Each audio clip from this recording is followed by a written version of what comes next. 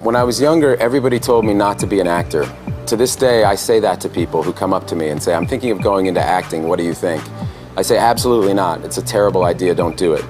Because that's what everyone said to me. And I think if you're gonna make it in this business that is so full of rejection and hardship, you need to believe in yourself despite what everybody you love and trust tells you. And it's a very personal journey. And so that was really helpful. I think, you know, the advice to stay away from this career was really helpful in my own understanding that it was that important that I pursue it. If you're going to be successful in creating the life of your dreams, you have to believe that you are capable of making it happen. You have to believe that you have the right stuff and that you're able to pull it off. Now, whether you call it self-esteem, self-confidence, or self-assurance, it's a deep-seated belief that you have what it takes, the abilities, the inner resources, the talents, and the skills to create your desired results. Now, believing in yourself is simply an attitude. Believing in yourself is a choice. You have to choose to believe that you can do anything you set your mind to, anything at all, because, in fact, you can.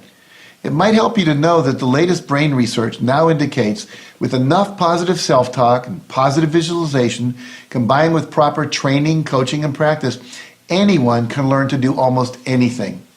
Now, I've interviewed thousands of successful people, and almost every one of them has told me, I was not the most gifted or the most talented person in my field, but I chose to believe that anything was possible.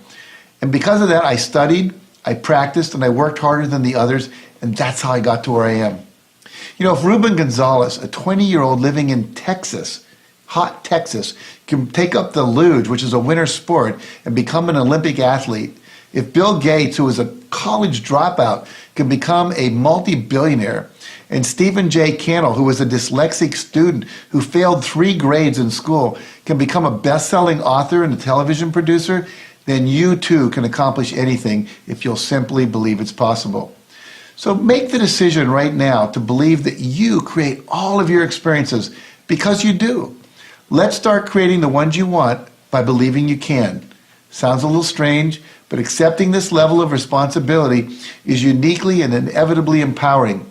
It means you can do, change, and become anything at all. It's incredible how the excitement is rising as you approach any Grand Slam. And especially for me here in Paris, the one that I didn't win, it's completely different feeling coming to Paris and preparing for Roland Garros than any other event, really. Not in terms of pressure and expectations, but just in terms of excitement and getting on the court and competing and trying to see how far I can get.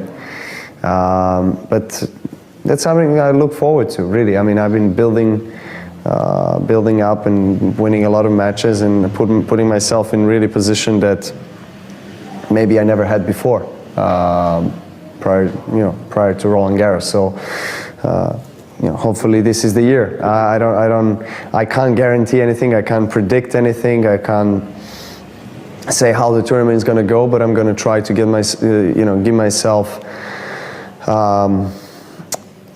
reason to believe I can make it through an everyday commitment, discipline. How can I believe in myself more? You know, sometimes we get knocked down. Sometimes we just struggle for days or weeks or months or decades, you know? And we have that, like, I just lost faith in myself somewhere. I was so confident in my teens or my 20s or my 30s or whenever. And now I lost my mojo, man. I don't have the confidence and the vibe and the pop. And I lost faith in myself. What can I do? And I don't have a pat, easy answer for that, but I got 5 ideas here that might just help you. I'm outside here at my writer's villa in Oregon, and I thought, you know what? Why don't we just talk about this? It's a tough topic, but let's take it on. So forgive the sounds of nature if we got them, forgive the sounds of anything going by, but let's rock and roll. Number 1 way to start to believe in yourself is momentum. Now, I know off the bat, if you really hate yourself right now, you're like, thanks, Brendan. I got no momentum. That's why I hate myself. So hold on. I'll get to the mindset stuff. I'll get to the emotional stuff. But sometimes believing in yourself is just tactically winning a little bit each day. Just a little bit of a win can give you that dopamine that says, oh, good job, reward, I feel better. It can be a very simple neurological payoff of just achieving a couple small goals. And as you've heard me say, anytime you're dealing with difficulty, it can be just simple things, but it's got to be momentum. So whatever you're doing in your life, if you got a job, think about what small things can I do tomorrow to move ahead. If you're dealing with a difficulty in a relationship, what would be a simple win, a simple moment of appreciation, just something they could say or you could say to put some more pop and energy back into that relationship? Just one smile, one kiss, one good date can change the game for you. Also, if it's just something simple you can do in your own health, look, sometimes going to the gym and leaving, you feel a little better. Just a little bit of movement has been proven to change people's states of minds and their emotions too. So just get in the gym or get a little bit of small goal setting, get a little bit of momentum forward in any area of your life. That's at least the beginning. And then do it again the next day. Don't just go and crush it tomorrow and then be a jerk and do nothing and watch 7 seasons of Netflix on the next day. Momentum is daily. Little things every single day adds up to greatness. Second big piece, and this is more to the emotional side, integration, my friend, integration. For people who don't believe in themselves, it's not that there hasn't been evidence that they shouldn't believe in themselves. They've had some wins, they've had some goals that came true, they made the magic happen, but they never integrated the win. They never had a good thing happen, and they sat there at the end of the night thinking about that good thing that happened and allowing it to come into their heart, allowing whatever they did to give themselves credit for it, permission to feel good about it, to say, you know what, I did this today. It went well today. That worked today. And to integrate that win, integrate that success, integrate that moment into their heart, into their identity as a human being. What happens is most of us, we knock off the checklist and did it. And 5 years later, after all these did it, made it happen, crushed it. 5 years later, we feel the same about ourselves, the same level of confidence, the same level of belief in ourselves, because we didn't allow those things to enter our psyche, enter our spirit as strength. We had momentum externally, but we didn't have any momentum internally, building our character and our strength. We never achieved that sense of pride or ownership of what we did. We didn't own it, that we did it. So we never got stronger. That means you need an integration practice. At the end of the day, just sit down at the end of the day and go, what worked today? What did I do today? What little thing should I allow myself a little bit of credit for? What did I say that was nice or kind? What did I send away that I got done? What did I finish? What goal did I move a little closer to? And just at the end of the day, to allow that to come in. This isn't about just pepping ourselves up and saying, I'm awesome, with no evidence. I'm saying, you got some momentum. Integrate that now. Own that. You did the work today. You fought the good fight. You finished the day. You're still alive. You know what you need to go do tomorrow. Integrate that success. Give yourself that credit. You'll develop that strength of spirit that's so important. If you don't believe in yourself after all that, hey, bub, get some feedback. Most people fear this. When you don't believe in yourself, you don't want any feedback because they might say you're stupid or you suck or you're ugly. And if they do that, you're getting feedback from the wrong people. Sometimes it's necessary to get feedback from the people that we love, feedback from people we know, like, and trust, and just say, hey, can I ask you a question? What am I doing that you're seeing that seems right? Because right now I don't feel like I'm doing anything right. And they'll say, what are you talking about? No, you're smart, you're good, you've been doing this.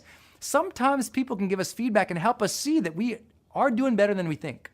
Because maybe you're a perfectionist, or maybe you grew up with somebody who pushed so hard on you, you never integrated any successes. And sometimes you need somebody pushing hard at you saying, good job, kid. You're doing all right. I'm proud of you. I see that you're working hard here. I see that you're trying. So sometimes it's about getting around a new social circle of people who are strivers, who are also struggling, who are fighting hard, who can give you that feedback and say, good job, keep at it. And if you do get negative feedback over and over and over, assess, is it real? Do you need to change and shift and get better? And if you do, don't hate that. Don't get mad at that. Take that as a challenge. Instead of taking things as an insult and crying over people's comments, go, you know what, it's got some basis in reality. I'm gonna take that as a challenge. I'm gonna develop myself, not to prove them wrong, but to get better. Allow yourself that. Allow that feeling to come from the feedback. Next up, I love this one, it's so simple. It's just priming the emotions that we want to experience in our life. What does that mean? It means doing something in advance so we can feel it. And here's what I mean by that. In the morning, every single day, see, I want to be motivated and driven. I want to feel grateful for life. I want to have a sense of passion about the day. But you know what? Some days I wake up and I feel like crap. So what am I gonna do? Go through the day and just allow my impulsive feelings to tell me to feel like crap all day and lose multiple days? No, I'm gonna say, okay, I recognize I feel like crap. Why? I didn't sleep well, or why I got this bad attitude right now. I'm gonna change it. In the morning, I do an affirmation practice and visualization practice, where what I do is I pick up something. Every single morning I do this. I grab just a couple paragraphs.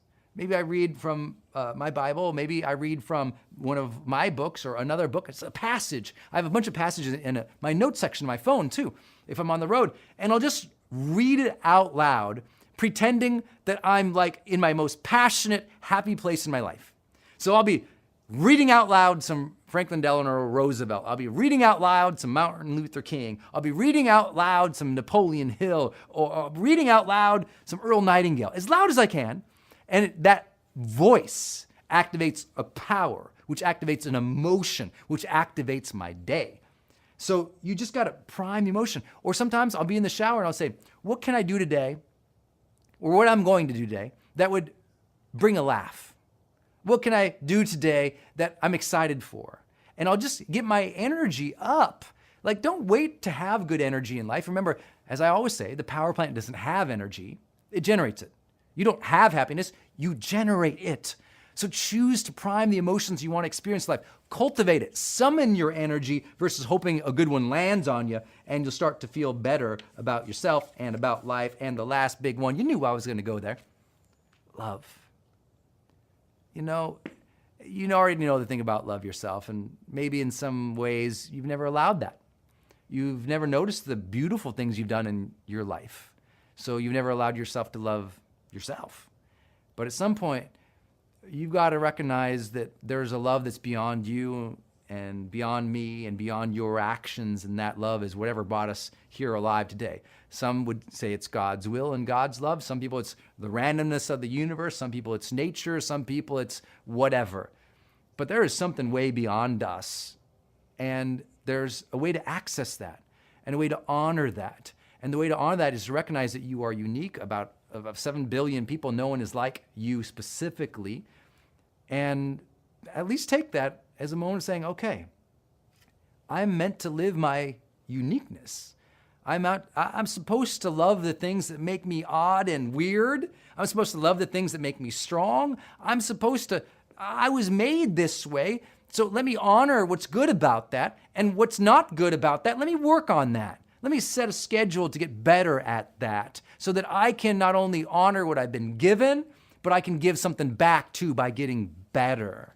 And that aspect of doing that brings in so much joy and so much strength in our life is love. Loving ourselves, loving the process. And of course, the greatest way to believe in ourselves is to love other people, that they become so grateful for us that they give us some of that feedback. That there's so much appreciation and love and joy in the moment with others that you can't help but just feel that vibe, that there's an emotional contagion. When other people around you are feeling loved and cared for and excited about life, it's hard not to rub off on you a little bit, and you start to say, you know what, life isn't so bad, and you know what, I deserve to feel good here right now too, and you know what, you start getting some momentums, some wins, you integrate those wins, you get some feedback to get better, and all of a sudden you start to believe in yourself again, all of a sudden you start to live the charged life.